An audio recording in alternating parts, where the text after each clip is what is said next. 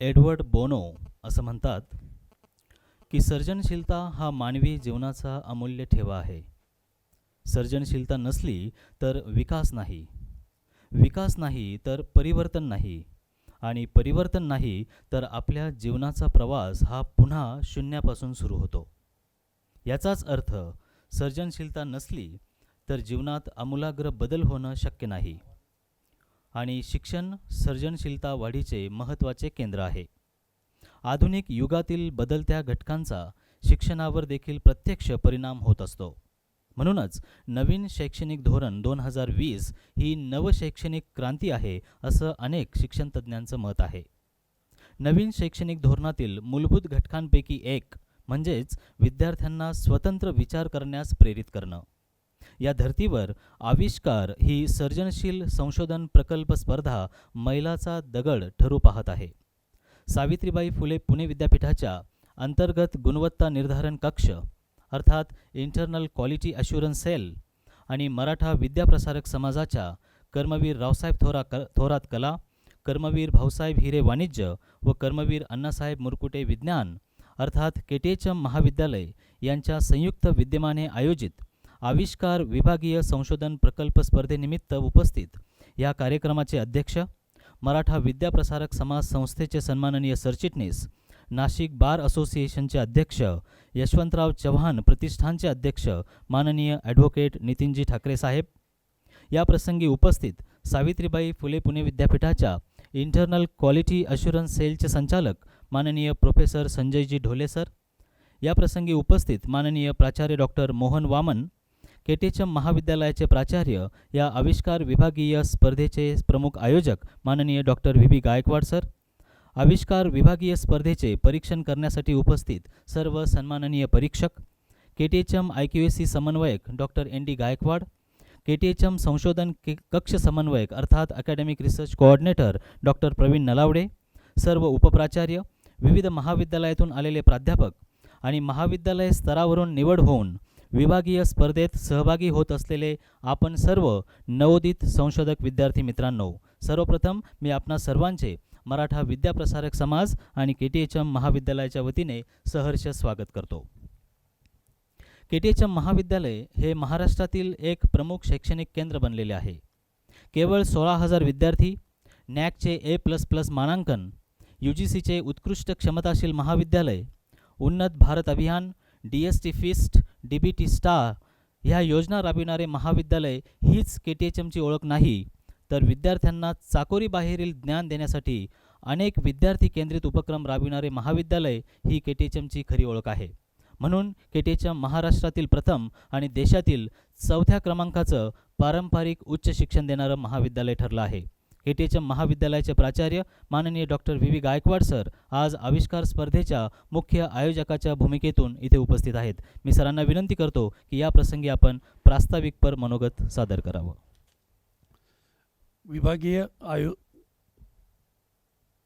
विभागीय आविष्कार स्पर्धेच्या निमित्ताने या ठिकाणी उपस्थित असलेले आपल्या संस्थेचे सरचिटणीस आदरणीय ॲडव्होकेट नितीन भाऊ ठाकरे, सावित्रीबाई फुले पुणे विद्यापीठाच्या IQACचे डायरेक्टर माझे मित्र प्राध्यापक संजय ढोले, मंचावर उपस्थित प्राध्यापक मोहन वामन, प्राध्यापक शंकर लावरे, इतर सर्व विषय तज्ज्ञ, खास करून विद्यापीठातून या ठिकाणी उपस्थित झालेले श्रीत फारुकी, श्रीत साळुंके, श्रीत गायकवाड, सर्व उपप्राचार्य, या ठिकाणी उपस्थित असलेले आपल्या IQACचे कोऑर्डिनेटर डॉक्टर ND गायकवाड, आपले ARCचे प्रमुख डॉक्टर PM नलावडे, माझे सर्व सहकारी प्राध्यापक, वेगवेगळ्या महाविद्यालयातून या ठिकाणी उपस्थित झालेले प्राध्यापक आणि स्पर्धेसाठी खास करून उपस्थित झालेले विद्यार्थी बंधू आणि भगिनींनो, सर्वप्रथम मी आपणा सर्वांचं मराठा विद्याप्रसारक व KTHM महाविद्यालयाच्या वतीने हार्दिक स्वागत करतो. तुम्हा सर्वांना माहिती आहे की 2006 पासून ही आविष्कार रिसर्च प्रोजेक्ट कॉम्पिटिशन सुरू झालेली आहे. आपले पूर्वीचे राज्यपाल महामहिम डॉक्टर SM कृष्णा यांच्या प्रेरणेने म्हणायला पाहिजे आपण, ही आविष्कार रिसर्च प्रोजेक्ट कॉम्पिटिशन ही सुरू झालेली आहे. आपण आपापल्या महाविद्यालयातून सिलेक्ट होऊन या ठिकाणी आलात. यानंतर युनिव्हर्सिटी लेवलला एक तिसरी फेरी होईल आणि त्यानंतर इंटर युनिव्हर्सिटी म्हणजे एकूण 22 विद्यापीठ आहे आणि 22 विद्यापीठामध्ये या स्पर्धा होऊन जनरल चॅम्पियनशिप ही दिली जाते. मला वाटतं पुणे विद्यापीठाच्या सर्वांनाच माहिती आहे की आपल्या सावित्रीबाई फुले पुणे विद्यापीठाची खूप मोठी परंपरा आहे. आविष्कारमध्ये खूप वर्ष आपल्याला जनरल चॅम्पियनशिप मिळालेली आहे.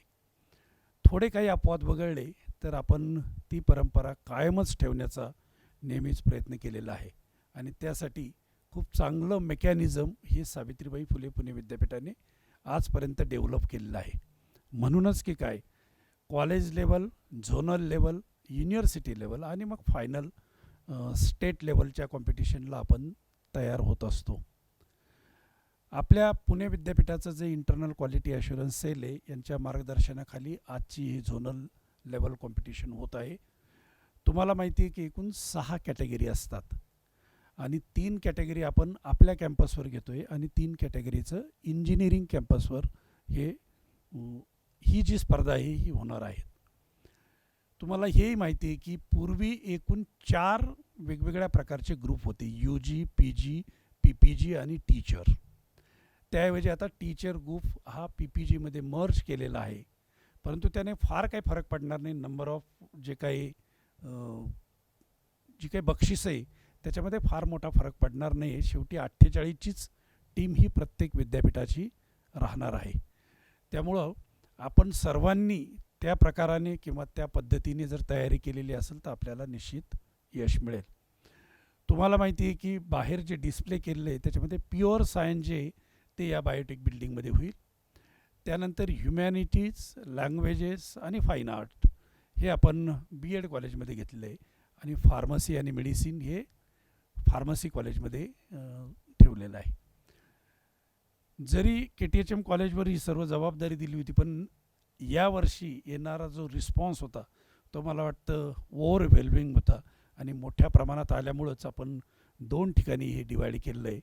दोन्ही मिळून म्हणजे आपल्याकडे जवळपास 270 आणि तिकडे जवळपास तेवढेच प्रोजेक्ट, असे 500पेक्षा जास्त प्रोजेक्ट यावर्षी आलेले आहे आणि प्रत्येक प्रोजेक्टला 2 विद्यार्थी.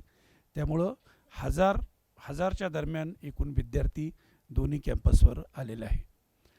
तुम्हा सर्वांना हेही माहिती आहे की याचं मेन ऑब्जेक्टिव्ह काय आहे. ज्यावेळेस आविष्कार रिसर्च प्रोजेक्ट कॉम्पिटिशन सुरू झाली त्यावेळेस राज्यपाल ऑफिसने त्याच्या गाईडलाईन दिल्या होत्या.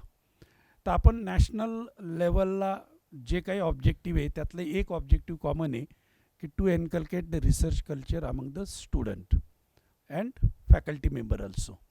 तर ते इनकल्केट करण्याकरता खूप वेगवेगळ्या प्रकारे आपण प्राध्यापकांच्या माध्यमातून, नॅशनल रेप्युट इन्स्टिट्यूट असेल किंवा युनिव्हर्सिटी असेल यांच्या माध्यमातून मोठ्या प्रमाणात प्रयत्न करत असतो. पण त्याहीपेक्षा महत्त्वाचं आहे to encourage the student in such a way that the potential of the student will withdraw in such a manner. It should be encashed by the faculty member as well as the different types of the scientist. त्यामुळं ह्या encourage करण्यासाठी platform provide करणं, आणि हा platform आपण आविष्कारच्या माध्यमातून देत असतो. आणि खूप वेळा आपण चर्चा करत असतो की आपला कॉलेज लेवल असेल किंवा युनिव्हर्सिटी लेवलचं जे रिसर्च आहे त्याचा रॅपो वाढायला पाहिजे इंडस्ट्रीबरोबर किंवा कॉर्पोरेट फील्डबरोबर. आज अशी परिस्थिती आहे की there is no strong interface between the industry and the college level research centre और university level research center. Why it is so? Because there are the lot of expectation of the industry as well as the corporate field, which all the academicians should give the proper input to the industry, and the academician should give the input in such a way that initially at the small level and it should be explored to the large level. अशा खूप अपेक्षा आहे इंडस्ट्रीच्या वगैरे. पण त्याचबरोबर आपलं पूर्वीचं HRDC आणि आत्ताचं जे नॅशनल लेवलचं एज्युकेशन मिनिस्ट्री त्यांचं नेहमीच म्हणणं आहे की कॉलेज लेवललाच तुम्ही स्टार्टअप सुरू करा, इनोव्हेशन सुरू करा. आणि हे स्टार्टअप आणि इनोव्हेशन कॉलेज लेवलला सुरू झाले तर आपले विद्यार्थी त्यांच्या आयडिया इनकॉर्पोरेट करतील आणि इनोव्हेटिव्ह आयडियाज या स्टार्टअपमध्ये कन्वर्ट होऊन पुढे इंटेलेक्च्युअल प्रॉपर्टी राईटला फायदा होईल. म्हणजे विद्यार्थ्यांनी पेटेंट फाईल करणं किंवा विद्यार्थ्यांनी पेपर पब्लिश करणं, असे अनेक चांगल्या गोष्टी होऊ शकतील. यासाठी नॅशनल लेवलपासनं तर अगदी आपल्या कॉलेज लेवलपर्यंत सर्वच जण प्रयत्न करत आहे. हे करत असताना खूप वेगवेगळ्या प्रकारचे इथिकल व्हॅल्यूज जपण्याचे काही नियम येत आहे. उदाहरणार्थ UGC केअर लिस्टमधले पेपर असतील किंवा चांगल्या इम्पॅक्ट फॅक्टरमधले जर्नल असतील, तर याचाही आपण सायमल्टेनियसली विचार करणं गरजेचं आहे. त्यामुळे या सगळ्या गोष्टी आपण लक्षात घेऊन आपले प्रोजेक्ट हे नेहमी सादर करत असतो. ज्यावेळेस या रिसर्च प्रोजेक्ट कॉम्पिटिशन सुरू असतात त्यावेळेस आम्हाला असा अनुभव आला आहे, म्हणजे मोहन वामन तर माझ्याबरोबर काम करायचेच, तर बऱ्याच वेळा असं होतं की जे मॉडेल्स आहेत त्या मॉडेल्सला जास्त अपॉर्च्युनिटी असते या सगळ्या प्रोसेसमध्ये. कारण मॉडेलमध्ये तुम्हाला एक्सपिरियन्शियल लर्निंग जास्त प्रमाणात असतं. तसं तुम्हाला याच्यात मिळेलच पोस्टरमध्ये असं नाही. पण याचा अर्थ आता तुम्ही जे सादर करणार आहे ते वाईट असं म्हणणार नाही आम्ही, पण आपण जास्तीत जास्त कॉन्ट्रीब्युशन करा. पियर लर्निंगचा खूप मोठा फायदा होत असतो. आज दिवसभरामध्ये तुमचे सहकारी विद्यार्थी तुमच्याबरोबर असतील, त्यांच्याशी डिस्कस करा. तुमचे जे मेंटॉर असतील त्या मेंटॉरबरोबर चर्चा करा आणि मग त्याचं मला वाटतं फलित चांगलं येत असतं. विद्यार्थी मित्रांनो, आपल्याला बक्षीस मिळणं हे काय अल्टिमेट एम नाही आहे, पण यातनं जे प्युअर सायन्स आहे किंवा बेसिक सायन्स आहे त्याचा प्रचार आणि प्रसार आणि सायमल्टेनियसली त्या सायन्समधनं आपल्याला काय पुढं फलित मिळू शकतं आणि ॲप्लाइड किंवा ज्या टेक्नॉलॉजी असतील त्या टेक्नॉलॉजी फॉर्ममध्ये आपल्याला कसं जाता येईल याचाही आपण निश्चितपणे विचार करायला पाहिजे. तुम्हाला हे माहिती आहे की ऑल इंडिया लेव्हलला पण स्पर्धा असते वेगवेगळ्या झोनमध्ये. एकूण भारतामध्ये 4 झोन केले आणि वेस्ट झोनसाठी सुद्धा काही प्रोजेक्टची निवड होत असते.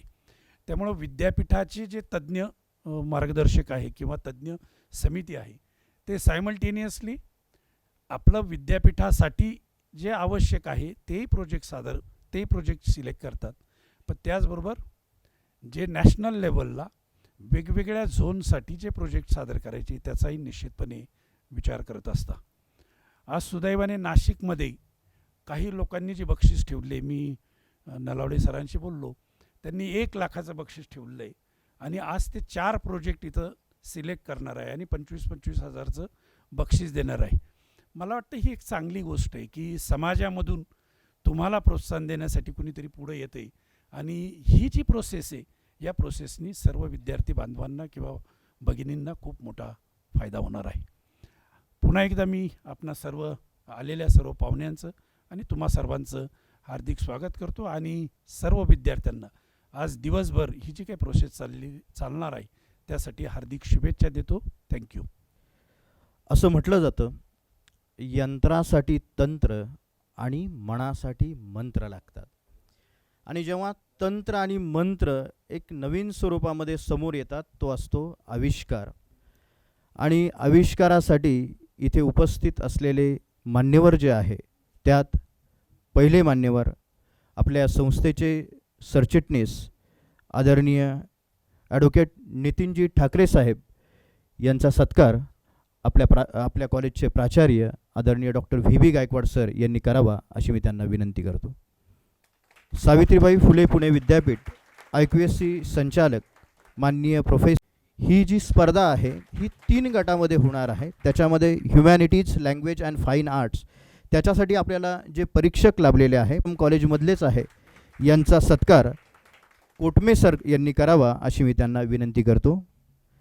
ACS college Sonai doctor Shankar Laware sir यांचा सत्कार आपल्या कॉलेजचे प्राचार्य आदरणीय डॉक्टर व्ही गायकवाड सर यांचा पण सत्कार आदरणीय डॉक्टर व्ही गायकवाड सर यांनी करावा अशी मी त्यांना विनंती करतो.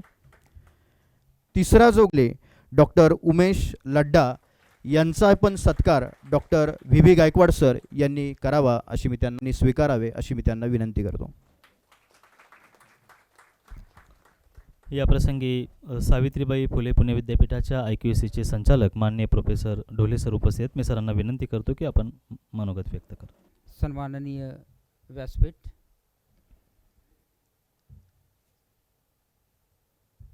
या समारंभाचे अध्यक्ष नितीनजी ठाकरे, प्राचार्य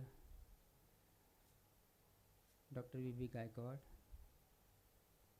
प्राचार्य मोहन वामन सर, लावरे सर आणि व्यासपीठावर बसलेले इतर मान्यवर आणि समोर बसलेले बरेच सर्वच परीक्षक की ज्यांचा आता नुकताच सत्कार आपण केला. माझ्यासोबत माझे सहकारी इथं आलेले आहेत. पुणे विद्यापीठात गायकवाड सर आहेत, फारुकी सर आहेत, साळुंके सर आहेत आणि नरवडे सर की ज्यांनी मोठी जबाबदारी इथं हिरिरीने पेललेली आहे. आणि मुख्य म्हणजे तुम्ही सर्वच जण इथं या विभागीय स्तरावरील आविष्कारासाठी आपण सहभागी झालेला आहात. एक स्पर्धक म्हणून तुम्हा सगळ्यांचं स्वागत. मी फारसा वेळ घेणार नाही, कारण प्रस्तावनेमध्ये गायकवाड सरांनी आधीच इत्थंभूत माहिती आविष्काराबद्दल दिलेली आहे. पण त्यांनी जसं सांगितलं की या आविष्काराची सुरुवात तत्कालीन राज्यपाल कृष्णा यांच्या संकल्पनेतनं झाली. त्यावेळी एक पत्रक मी वाचलं आणि त्या पत्रकात म्हटलं होतं की ही कल्पना त्यांना का सुचली. कारण कुठेतरी भेटी दरम्यान एका खेड्यागावामध्ये त्यांना ही संकल्पना सुचली की त्या खेड्यागावामध्ये जेव्हा ते गेले, तेथील विद्यार्थ्यांशी सुसंवाद साधताना त्यांच्या कल्पनांना जे उभारे होते, त्यांना कुठेतरी व्यासपीठ मिळावं अशी त्यांची इच्छा होती. आणि जेव्हा ते मुंबईत आले आणि मग तेव्हा या संकल्पनेतनंही ती संकल्पना पुढे आली आणि 2006 साली आविष्कार नावाचा हा एक मोठा प्रवाह हा प्रत्येक महाविद्यालयांमध्ये किंवा त्या विद्यापीठांमध्ये तो देण्यात आला. आणि ही जी संकल्पना आहे जी आहे ही प्रत्येक विद्यापीठाने, महाराष्ट्रातील प्रत्येक विद्यापीठाने हिरिरीने राबवलेली आहे. मुख्य म्हणजे या संकल्पना जेव्हा 2006 साली आली तेव्हा फारशी कुणाला माहीत नव्हती किंवा विद्यापीठाने ती गांभीर्याने घेतलेली नव्हती. पण अशी स्पर्धा घ्यायची हे मात्र प्रत्येकाला माहीत होतं. त्यामुळे 2006 साली सर त्याची जबाबदारी, विद्यापीठाची जबाबदारी माझ्याकडे देण्यात आली होती. त्यावेळेसचे BCD director Pandit Vidyasagar sir होते. आणि तसं माहीत काहीच नव्हतं कोणालाच. पण तरीसुद्धा विद्यापीठाच्या प्रत्येक विभागामध्ये जाऊन त्या क्षेत्रातील किंवा त्या विभागातील स्वयंस्फूर्तीने आम्ही ते काही प्रकल्प गोळा केले आणि ते गोळा करून आम्ही ते कळवले. कारण स्पर्धा अशी होणार नव्हती. तशी स्पर्धेचं नियोजनही असं होतं की फक्त ठराविक असे विद्यापीठातले प्रकल्प तिथे येणार होते. तसे 35 प्रकल्प आम्ही त्यावेळी विद्यापीठ पातळीवर गोळा केले, तज्ज्ञ मंडळी मागवली आणि त्याच्यातनं काही प्रकल्प निवडून आम्ही ते सादर केले. जेव्हा विद्यापीठ पातळीवर पहिला जो पुरस्कार मिळाला, म्हणजे फिरती जी विनर ट्रॉफी असते, ती मला असं वाटतं की 2006 साली आपण त्याची सुरुवात केली. पुणे विद्यापीठाला ती मिळाली. जरी ओव्हरऑल त्याच्यामधलं जे सहभाग होता विद्यापीठांचा कमी जरी असला तरी ती सुरुवात होती.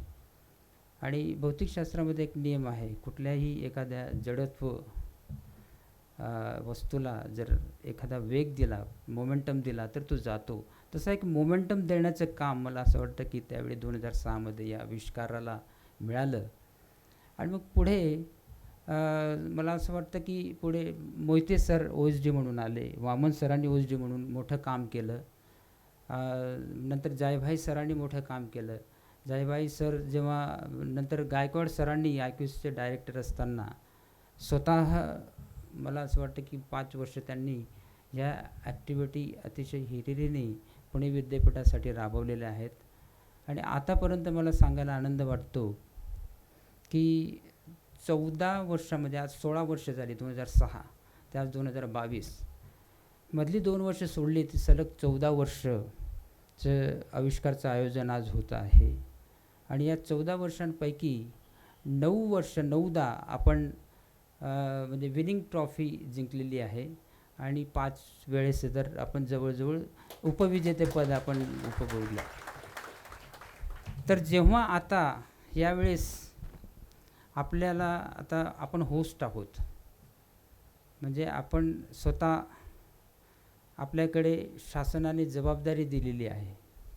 आणि जेव्हा होस्ट म्हणून असतो तेव्हा आपली संघ बांधणी जी आहे ती आपली अतिशय परफेक्ट आणि चांगल्या पद्धतीने व्हायला पाहिजे. 2006 सालची गोष्ट वेगळी होती. आज 2022 साली प्रत्येक विद्यापीठ सजग झालेलं आहे, प्रत्येक महाविद्यालय सजग झालेले आहे. त्यामुळे आज जर आपण आपल्या विद्यापीठाचा विचार जर केला तर त्याच्या अंतर्गत 811 महाविद्यालय येतात.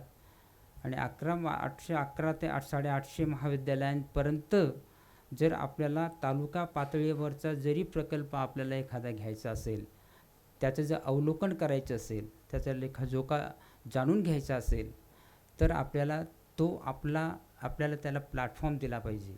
म्हणून मगाशी सर म्हटले की ह्या प्रत्येक कॉलेजच्या घटकाला, म्हणजे विद्यार्थ्याला, तो अंडर ग्रॅज्युएट, पोस्ट ग्रॅज्युएट आणि PPG, आधी टीचर्स कॅटेगरी होती ती आता नाही आहे, पण PPG कॅटेगरी, तर या प्रत्येक घटकाला आपल्याला जर त्याला प्लॅटफॉर्म द्यायचा असेल तर म्हणून आपण आधी महाविद्यालय पातळीवर आपण स्पर्धा घेतली, नंतर झोनल पातळीवर, नंतर विद्यापीठ पातळीवर, आणि नंतर तर आपण आपली संघ बांधणी करणार आहोत.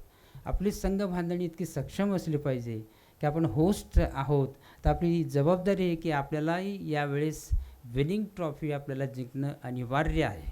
त्यामुळे मला असं वाटतं की आपल्या तज्ज्ञांची तेवढीच जबाबदारी आहे. त्या तज्ज्ञांची जबाबदारी अशी आहे की त्यांनी अतिशय पारदर्शकतेपणे आणि अतिशय कस लावून जर प्रकल्प तुम्ही आम्हाला निवडून दिले तर आमचंही काम पुढे सोयीचं होणार आहे. जर झोनल लेवलला येताना फार तर आपण 3 ते 4 असे त्या कॅटेगरीमध्ये आपण निवडणार आहोत. आणि फार तर 3 जरी केले तरी ही संख्या जर केली तर विद्यापीठ पातळीवर जवळजवळ 300 ते 400 प्रकल्प आपल्याला मिळू शकतील त्या कॅटेगरीमधनं. एकूण जर केले ते 48 गुणिले 7 सेंटर्स आहेत, ते म्हणजे 350च्या वरती जातात. आणि विद्यापीठातील काही प्रकल्प असे करून 450च्या आसपास जी विद्यापीठ पातळीवरची जी स्पर्धा आहे ती 13 डिसेंबर रोजी आपण पुणे विद्यापीठामध्ये ठेवलेली आहे. तर हे जे काही 300-350 प्रकल्प याच्यातनं येणार आहे, या वेगवेगळ्या केंद्रातनं, झोनल पातळीवरनं, तर ते अतिशय चांगल्या पद्धतीचे आणि दर्जेदार असायला हवे. मगाशी सरांनी म्हटलं, अतिशय छानपणे सांगितलं की पोस्टर हे आहेच. कारण बरेच विद्यार्थी काय आहे की एखाद्या वेळेस नेटवर संकल्पना सुचते आपल्याला, तिचा पाठपुरावा करतो, पण त्याचा पाठपुरावा करताना त्याचं जे काही नियोजन असतं ते आपण चांगल्या पद्धतीने करत नाही. म्हणजे नेटवरचं जे मिळतं ते करतो आणि ते आपण त्याच्यात टाकण्याचा प्रयत्न करतो. तसं काहीसं होतं. पण तसं न होता मला असं वाटतं की पोस्टर तर आहेच, त्याचं अवलोकन होणारच आहे, त्याचंही परीक्षण होणारच आहे. पण त्याला जोडीने जर काही मॉडेल असेल, प्रारूपं जर आली, ते जर मग सैद्धांतिक असो की प्रायोगिक, जर प्रायोगिक डेमॉन्स्ट्रेशन जर तुमच्या कल्पनेला जर जोड दिली, तर मला असं वाटतं की तो प्रकल्प अतिशय चांगला, सुयोग्य आणि अतिशय चांगल्या पद्धतीने पुढे जाऊ शकेल. शेवटी तुमच्या कल्पनेला एखाद्या मूर्त स्वरूप असणारं जर मॉडेल किंवा एखादं डेमॉन्स्ट्रेशनसाठी असणारं कार्य, म्हणजे वर्किंग मॉडेल आपण जर म्हणू, जर ते जर तुम्हाला असेल आणि तुम्ही जर दिलं असेल, तर परीक्षक निश्चितपणे त्याच्याकडे पॉझिटिव्हली आणि चांगल्या पद्धतीने विचार करतात.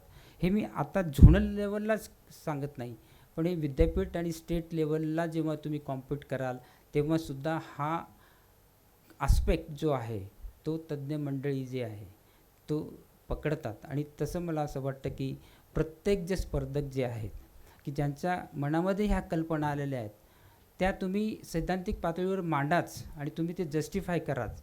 कारण दुसरं एक आहे की एखादी दोन तज्ज्ञ व्यक्ती जे आहेत, 2 किंवा 3, त्या फक्त तुम्हाला 2 ते 3 मिनटाचा वेळ देणार आहेत. त्या 2 ते 3 मिनटाचं नियोजन मात्र तुमच्याकडे असलं पाहिजे. तुमच्या टायटलपासनं तर कन्क्लुजनपर्यंत तुम्ही 1 ते 1.5 मिनटं आणि 1 मिनटं त्यांचे प्रश्न उत्तर.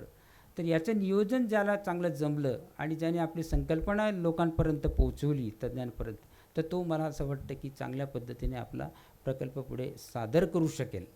तर या पद्धतीने जर आपण पुढे गेलात, तर मला असं वाटतं की खूप चांगले प्रकल्प आपल्या हाती येऊ शकतील. मी मगाशी बोललो की आपल्याला ही आपली आता जबाबदारी आहे की आपला संघ चांगला असला पाहिजे. आणि जेव्हा आपला संघ असला पाहिजे असेल, तर आपली सगळ्यांचीच जबाबदारी आहे. मी फक्त या विभागीयबद्दल बोलतो. इथं काही आहेत, दुसऱ्या ठिकाणी समांतरपणे काही केंद्र आहेत, तिथं ह्या स्पर्धा चालणार आहेत. तर या स्पर्धांना पुढे जाण्यासाठी, याच्यातनं चांगले प्रकल्प येण्यासाठी आपल्याला निश्चितच तुमचं सहकार्य आम्हाला लागणार आहे.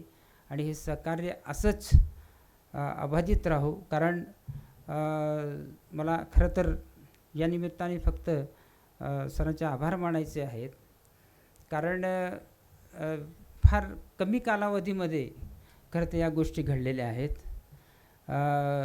आपलं जे मेन स्टेट कॉम्पिटिशन जी आहे आविष्कारची, ती स्टेट कॉम्पिटिशन साधारण 12, 13, 14, 15 जानेवारीला आहे.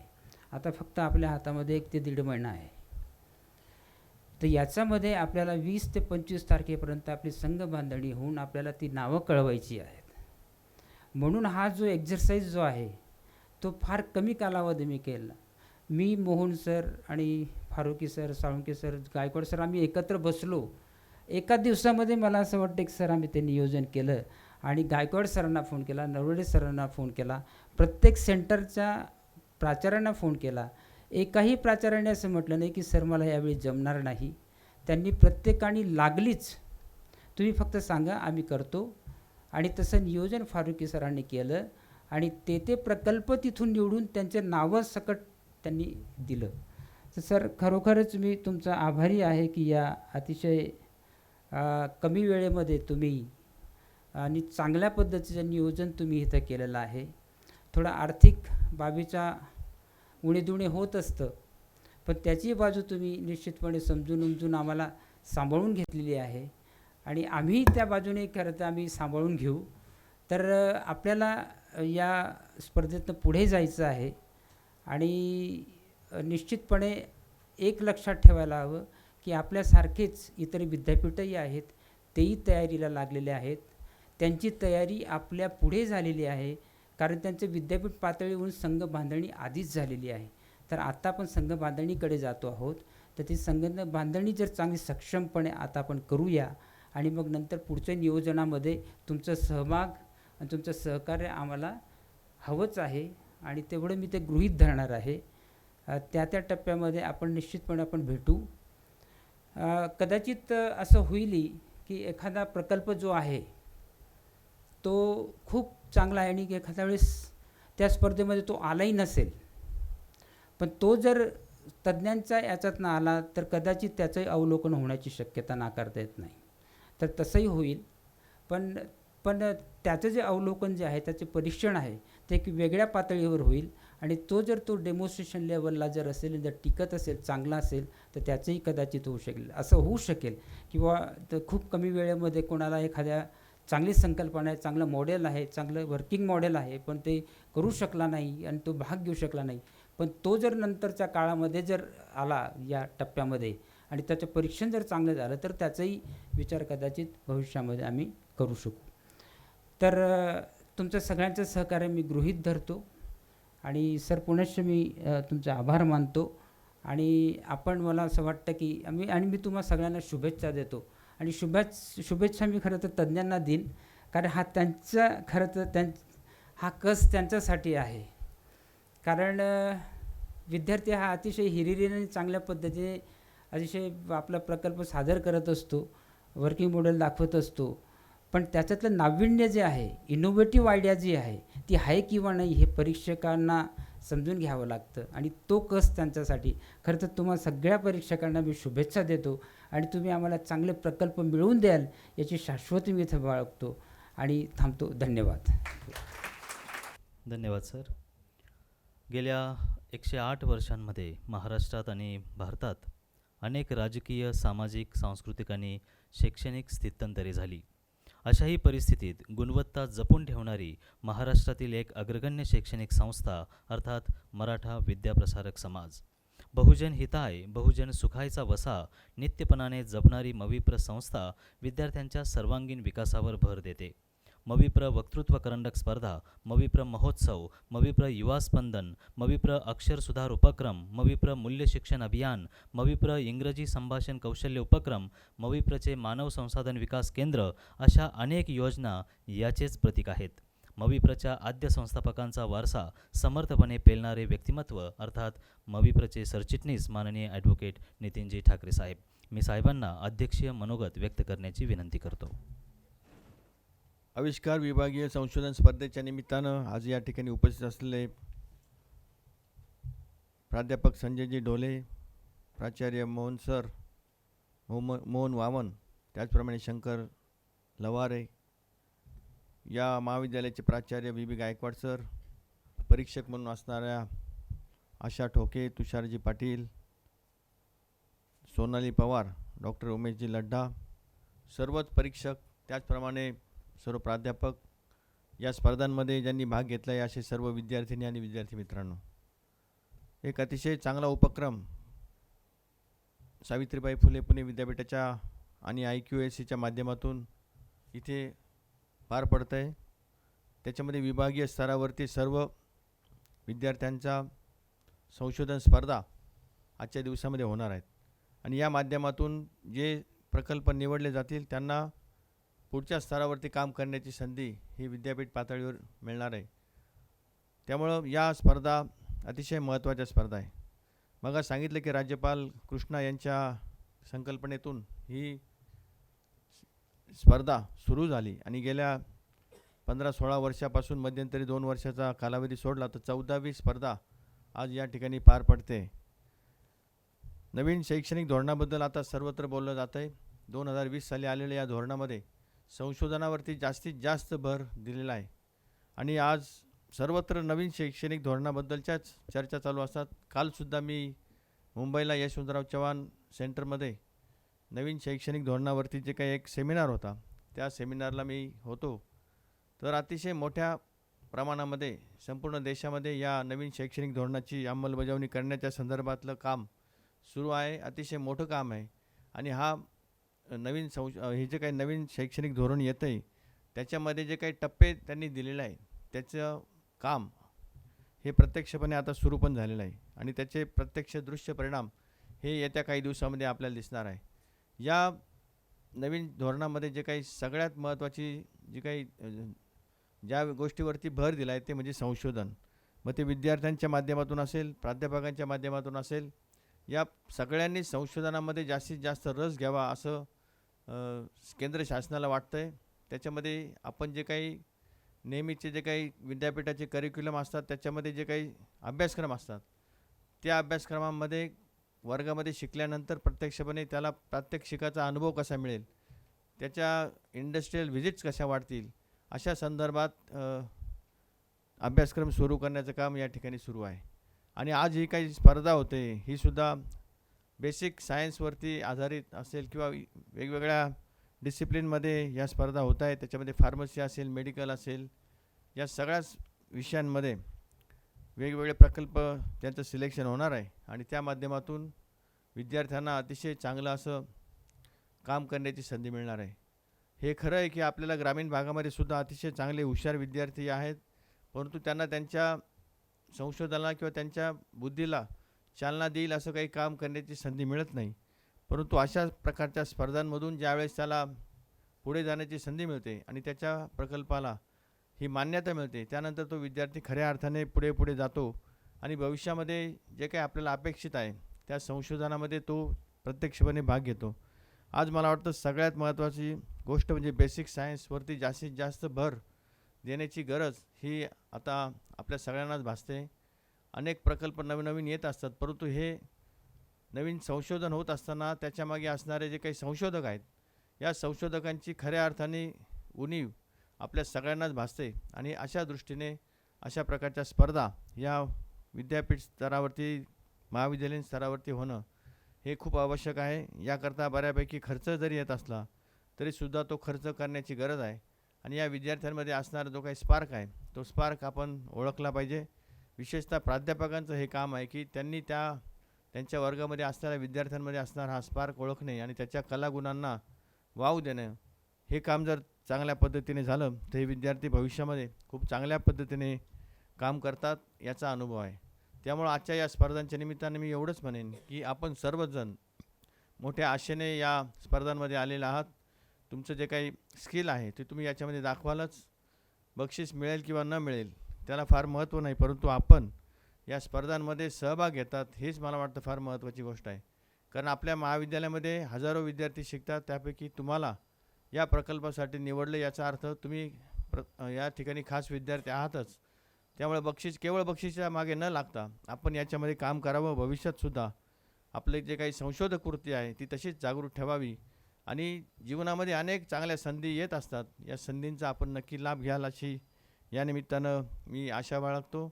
आपल्या सर्वांचं मनापासून या ठिकाणी अभिनंदन करतो, स्वागत करतो. आणि मग सरांनी सांगितलं त्या पद्धतीने प्राध्यापकाचीच खरी अर्थाने कसोटी आहे, म्हणजे विद्यार्थ्यांपेक्षा प्राध्यापकाची कसोटी की हे जे काही वेगवेगळे संशोधन प्रकल्प असतील या प्रकल्पांमधला कोणता चांगला प्रकल्प हे ओळखणं तसं अवघड असतं. कारण बऱ्याच वेळा अनेक प्रकल्प चांगले असतात, परंतु आपल्याला जे काही लिमिटेशन आहे 3 प्रकल्प किंवा 4 किंवा 5 एवढेच सिलेक्ट करायची. त्यामुळं त्या सगळ्या आलेल्या स्पर्धकांमधले चांगले स्पर्धक निवडणं हीच खऱ्या अर्थाने एक महत्त्वाची बाब आहे असं मला वाटतं. या दृष्टीने या स्पर्धांना आणि सगळ्या स्पर्धकांना मी मनापासून धन्यवाद देतो आणि थांबतो. साहेब, तुमचं हे प्रेरणा आणि आशावाद आम्ही नक्कीच पूर्ण करू अशी ग्वाही मी आपणास देतो. वळूयात आभार प्रदर्शनाकडे. डॉक्टर गणेश मोगल. या कार्यक्रमासाठी मराठा विद्याप्रसारक समाज संस्थेचे सरचिटणीस आदरणीय ॲडव्होकेट नितीनजी ठाकरे साहेब उपस्थित राहिले. त्यांनी अध्यक्षस्थान भूषवलं आणि आपल्याला मार्गदर्शन केलं, त्याबद्दल प्रथम त्यांचे आभार. त्याचप्रमाणे सावित्रीबाई फुले पुणे विद्यापीठ IQAC संचालक माननीय प्रोफेसर संजयजी ढोले सर हे इथे उपस्थित राहिलेत, मार्गदर्शन केलं, त्याबद्दल त्यांचे आभार. त्यानंतर आजच्या कार्यक्रमाचे प्रास्ताविक करणारे आपल्या कॉलेजचे प्राचार्य, आपले मार्गदर्शक आदरणीय डॉक्टर VB गायकवाड सर यांचे आभार. यानंतर आपल्या इथे वेगवेगळ्या महाविद्यालयातून परीक्षक उपस्थित आहेत. त्यात प्रथम doctor Asha Thoke madam, doctor Tushar Patil, doctor प्राचार्य डॉक्टर शंकर लवारे सर, प्राचार्य doctor Mohan Waman sir, professor Sonali Pawar madam, doctor Umesh Laddha sir या सर्व उपस्थित राहिलेत, त्याबद्दल त्यांचे आभार. विद्यापीठातून इथे उपस्थित झालेले फारुख सर व त्यांचे सहकारी यांचे आभार. आपले IQAC coordinator doctor ND Gaikwad sir यांचे पण आभार. आजच्या कार्यक्रमाचे संयोजक आणि ARC doctor Praveen Nalawade sir यांचे आभार. आणि सर्वात महत्त्वाचं एखादा कार्यक्रम जेव्हा यशस्वी होत असतो तेव्हा स्पर्धक खूप महत्त्वाचे असतात. सर्व महाविद्यालयातून इथं उपस्थित असलेले सर्व स्पर्धकांचे आभार आणि अध्यक्षांच्या वतीनं हा कार्यक्रम इथे संपला असं जाहीर करतो. तत्पूर्वी कार्यक्रमाचा समारोप राष्ट्रगीतानं होईल. यांच्या पण याच्यावर पडताय. Yes sir. सगळ्याच गाड्यांमध्ये अप्लाय करावी लागेल ना, एकच गाडीला यूज करावी. यांनी सिस्टीम लावली म्हणजे याचा हे नाही, आपण हे पण नाही का नाही म्हणून मग आपण असं करायचं की अशी सिस्टीम बनवावी, इतका फोर्सफुली लाईट लावायचं ना की त्याला compulsory म्हणजे Defer करावी लागेल. असं. पण म्हणजे हे सगळ्या गाड्यांनी सिस्टीम लावली तर विदाऊट ऑर्डिंग करता येईल. सो विदाउट ऑर्डिंग पण करता येईल आणि खूप सारे मॉडेल मार्केटमध्ये अवेलेबल आहे विदाउट ऑर्डिंग. आणि आम्ही ऑर्डिंग यासाठी यूज केला आहे की जर दोन्ही लाईट डिपर झाली तर दोन्हीचा प्रकाश कमी होऊन जाईल आणि परत ऍक्सिडेंट होण्याची शक्यता आहे दोन्ही. म्हणजे दिसेल पण सर म्हणजे इंटेन्सिटी आणि टाइम मॅनेज करण्यासाठी आम्ही ऑडिओ यूज करतो बेसिकली की केवढा लांबपर्यंत, म्हणजे जर गाड्या जास्त लांब असतील त्यांची इंटेन्सिटी कमी असणार आहे आणि तेवढ्या वेळेसाठीच आपल्याला डिफर लाईट यूज करायची. सर मग नाईटमध्ये बाहेरची लाईट नसणार नाही आता या लाईट सिस्टीमला तुम्हाला ऍडजस्ट करता आणि ऍडजस्ट स्पॉटला तुम्ही करायचं. तुम्ही आर्टिफिशियल करू शकता तर ही अरेंजमेंट अशी पाहिजे की एवढ्या लाईटमध्ये वर्क करायला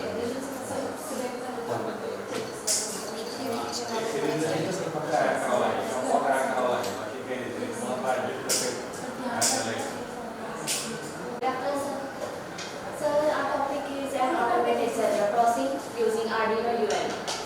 So nowadays the technology of road crossing is becoming more oriented this Arduino. Me actually हा उद्देश केला आहे की जेव्हा बिझनेस त्यांना सेन्स करतील. फर्स्ट सेन्सर आधी तो बघेल की माणूस पुढे जातोय का नाही. दुसऱ्या सेन्सरने म्हणजे कम्प्लीट होईल वन काउंट. आणि त्यानंतर जेव्हा आम्ही सध्यासाठी 5 काउंट ठेवले रिअल लाईफ, म्हणजे रिअल लाईफमध्ये आम्ही जेव्हा करू तेव्हा आपण काउंट वाढवू शकतो. आणि जेव्हा 5 काउंट पूर्ण होतील तेव्हा हा गेट ओपन होईल आणि म्हणजे माणसाला क्रॉस करतील. ते दुरापासून क्रॉसिंग माहिती तिकडे आलं पण मग हे सेन्सरची येस सर, येस. कारण रस्त्याच्या या साईडला पेडेस्ट्रियनसाठी ती जागा असते ना, त्यासाठी आम्ही इकडे हे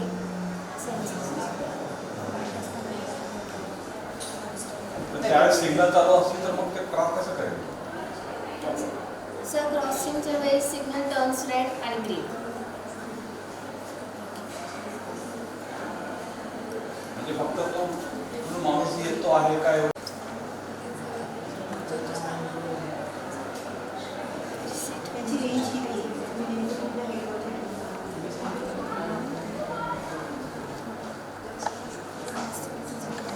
त्याला सेलचं व्होल्टेज कमी झालं.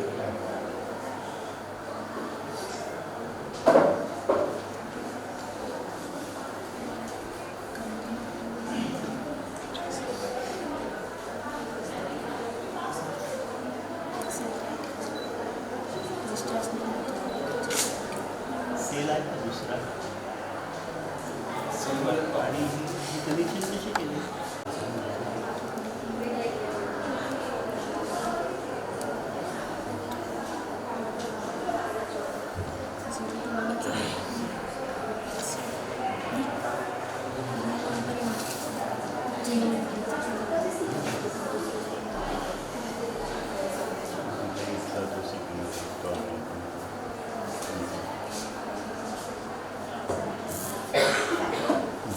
पण इथून येणारा माणूस जो आहे त्याला क्रॉस करायचाच असेल कशावर होतो सरळ जाईल. आता सध्या तुम्ही इथे ठेवलेले हां किंवा मग इथे काहीतरी पाहिजे सगळ्या ठिकाणी की त्याला पुढे नाही जाता येणार. आयदर तो मागे पण जाईल.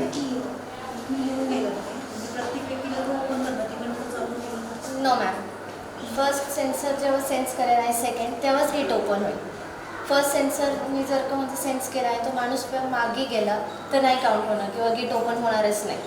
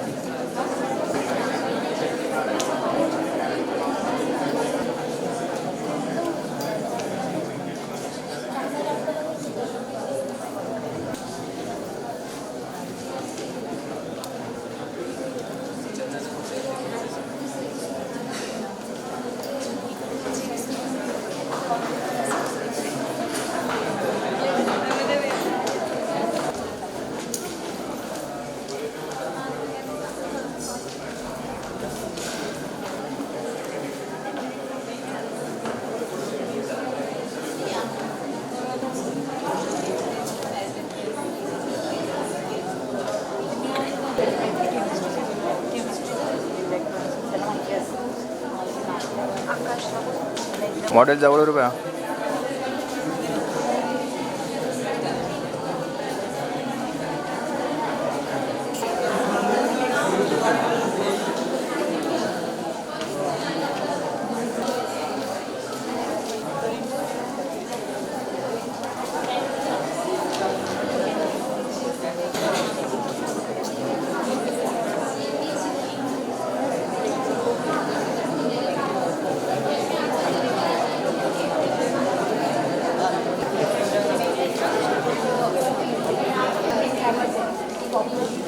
सारा डैमेज हो जाएगा। मेन हमारा इंटेस्टाइन पे फोकस करता है सिस्टम इंटैक्ट हो सके। यस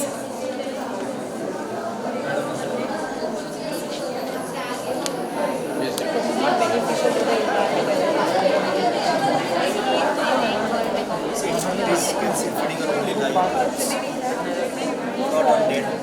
यांचा पण सत्कार आदरणीय doctor V B Gaikwad sir यांनी करावा अशी मी त्यांना विनंती करतो. तिसरा जो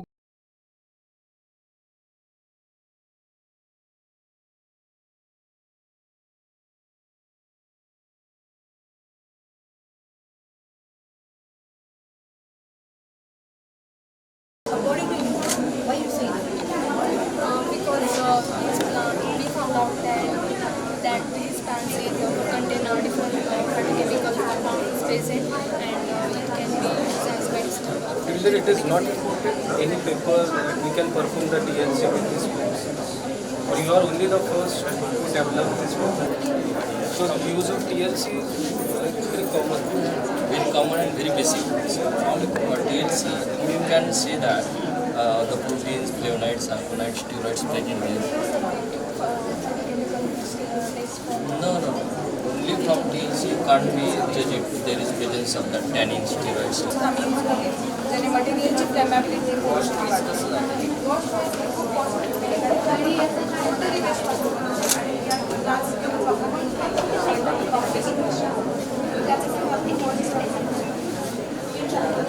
कसं आहे